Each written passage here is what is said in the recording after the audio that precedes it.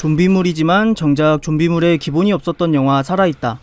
살아있다에선 좀비 영화라면 당연히 언급돼야 할 좀비 바이러스의 정체나 진원지가 등장하지 않았습니다. 그냥 갑자기 좀비 사태가 일어났고 순식간에 많은 사람들이 좀비로 변해버렸죠. 때문에 살아있다를 좀비물로서만 본다면 굉장히 조잡한 영화일 겁니다. 하지만 살아있다에서 진정으로 보여주고자 한 건 좀비 아포칼리스에서 살아남는 치밀한 생존 싸움이 아니었습니다.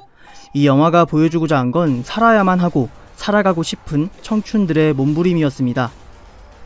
살아있다를 보며 떠오르는 영화가 있었습니다. 바로 작년에 개봉한 엑시트. 엑시트는 치열하게 살아가는 젊은 세대의 모습을 두 주인공 용남 의주를 통해 보여줬습니다. 살기 위해 마치 독가스를 피해 도망가듯 죽도록 달려야 하는 청춘들의 모습을 스릴 있게 그려냈었죠.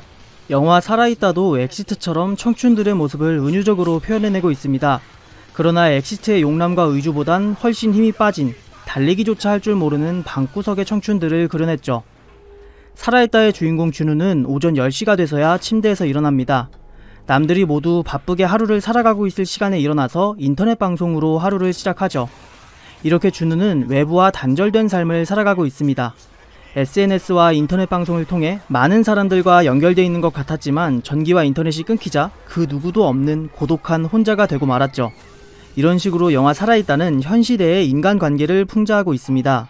모두가 연결돼 있다고 믿지만 정작 아무와도 연결되지 않은 무선의 공허함을 보여줬죠. 안테나로 쓸 유선 이어폰이 없어 좌절하는 준우의 모습을 통해 무선 시대의 공허함을 더욱 강조했습니다. 그리고 이어서 등장하는 또 다른 주인공 유비는 이런 준우에게 물리적인 연결을 제공했습니다. 서로의 집 사이를 연결한 끈으로 둘은 살아가고자 하는 의지를 다잡죠. 그러나 언제까지고 방구석에 있을 순 없습니다. 함께 준우네 아파트 라인 8층으로 가기로 한 장면에서 유비는 준우에게 묻습니다. 우리 진짜 살 수 있겠냐고 말이죠. 거기에 준우는 모르죠 라고 답합니다. 그러나 이어서 자기도 살고 싶다고, 진짜 살고 싶다고, 꼭 같이 살아남자고 말합니다.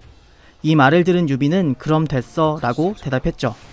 저는 이 장면과 대사가 좌절한 청춘들에게 바치는 위로라고 생각했습니다. 어떻게 살아야 할지, 어떻게 살아가야 할지 여전히 모르겠지만 그래도 살고 싶다고 소리쳐보자고 말이죠.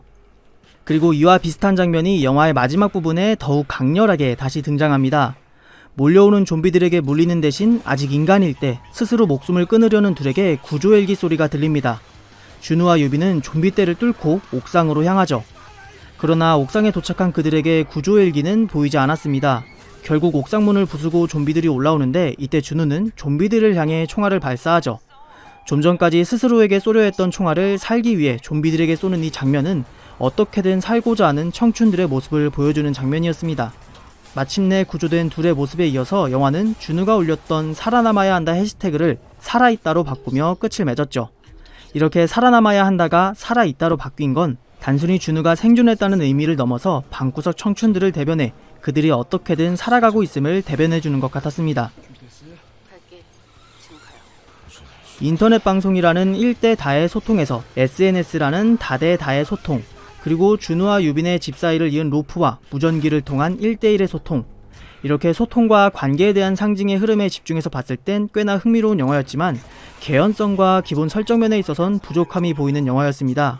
상징적인 부분들이 굉장히 마음에 들었기 때문에 부족한 개연성이 더욱 안타까웠어요. 개연성에 좀 더 신경을 썼더라면 흥미로운 상징들이 더욱 주목받을 수 있지 않았을까 하는 아쉬움이 듭니다.